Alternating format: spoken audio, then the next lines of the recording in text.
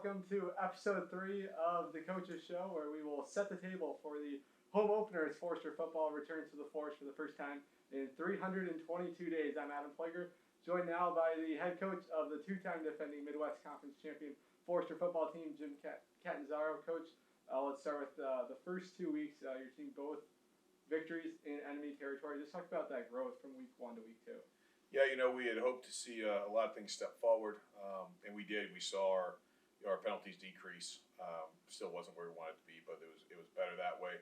Our special teams really had an excellent day on Saturday against Illinois College, and I thought that overall, offensively and defensively, playing a much more seasoned program going against Illinois College and Wisconsin Lutheran. I thought that we were able to go down there to a place that's traditionally very difficult to play at for us. And we did a nice job coming out with a victory. So I was glad with how we did that. And you really saw the growth happen in the second half of the IC game. It took maybe 2 quarters more than I'd hoped, but we were able to get some things going and make some big plays. Yeah, certainly an excellent showing for your group. We'll start with the offense. Trevor Land, he's certainly shown his improvement from year to year. 2 touchdowns for him last game, really the cherry on top. What have you seen from him? Yeah, I think in the first 2 games he's got more catches, more yards, and more touchdowns than he had in his whole season as a sophomore last year.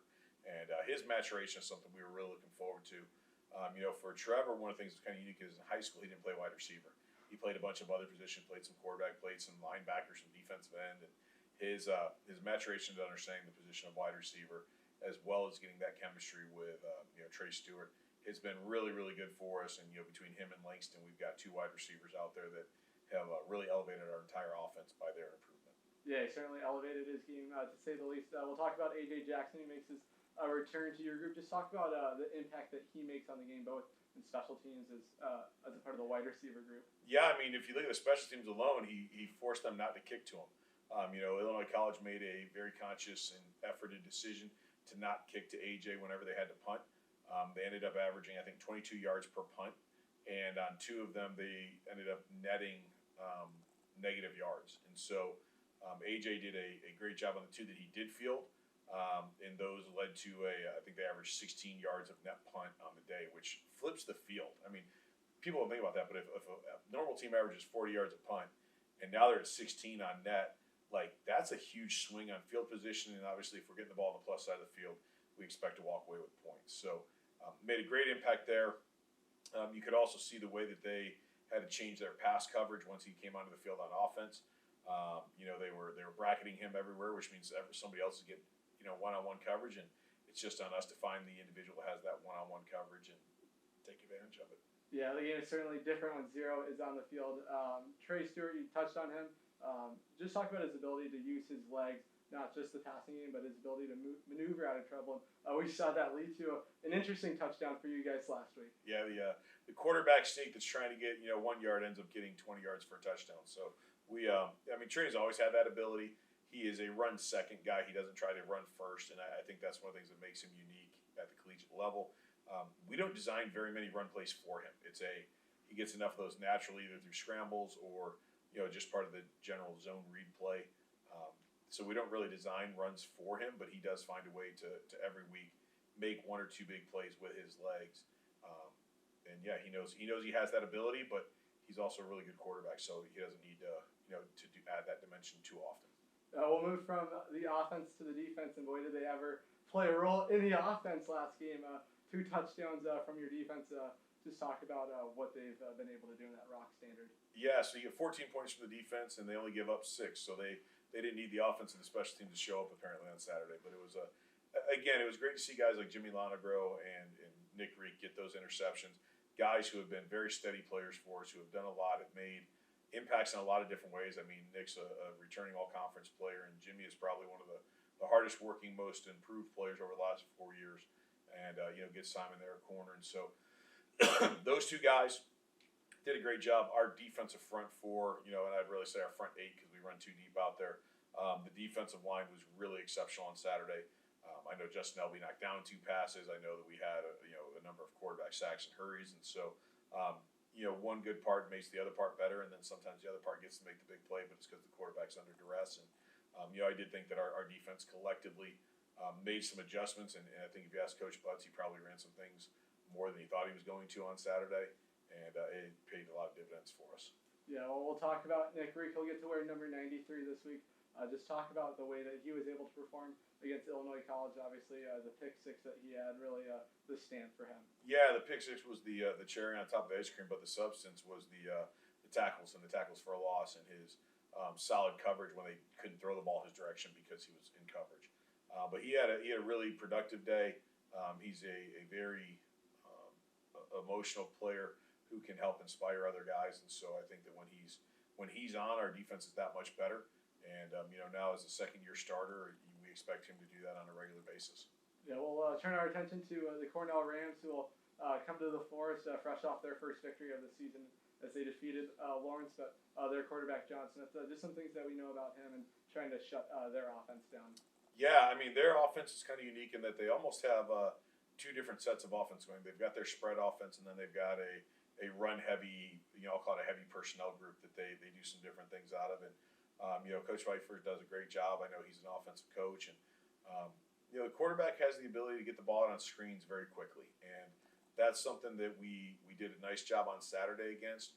But against Wisconsin Lutheran, at times we had some problems, so we just need to be really consistent in that realm this week. Their leading wide receiver, Trey Birdsong, is a very talented young man, and so they will try to get him touches quickly and get him in space to use his speed and agility and quickness to do that. In the run game, they've got some really talented running backs, some guys that we know pretty well. And so it's a matter of us really filling gaps and making sure that we are sound and not letting the ball bounce outside because we may have to be out there defending against the screen pass instead of the run game.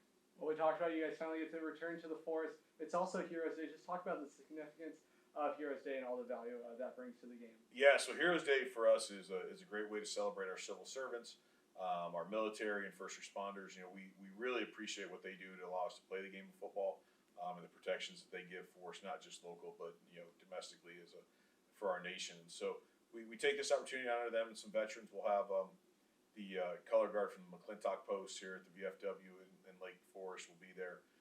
We'll also have a couple of guest captains.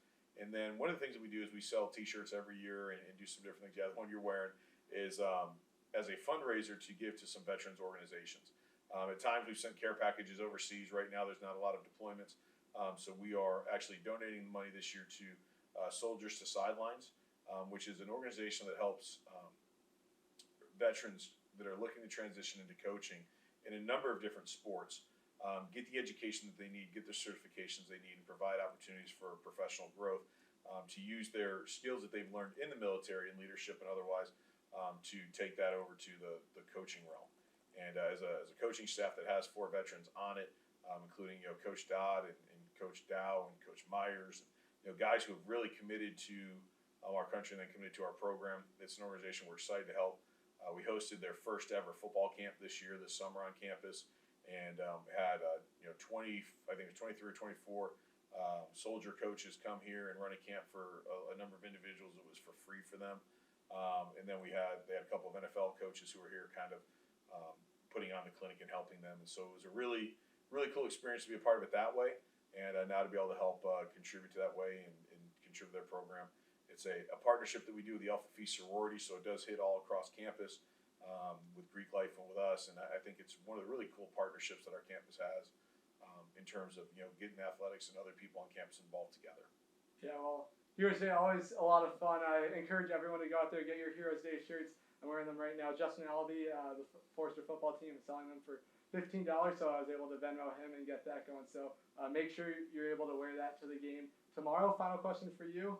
Just talk about the excitement to finally come back home and play here on Farwell Field. Oh gosh, there's nothing better than being able to sit in my office before we go out to the game instead of having to find a park bench or something like that near a field to just get a couple minutes of quiet. But some of the traditions that we have here with the Forester Walk and things like that, I'm really excited, and I know our parents have already got their tailgate planned for afterwards for the guys, and there's just a celebratory feel towards coming back home and being 2-0 and being in the right place and right mindset.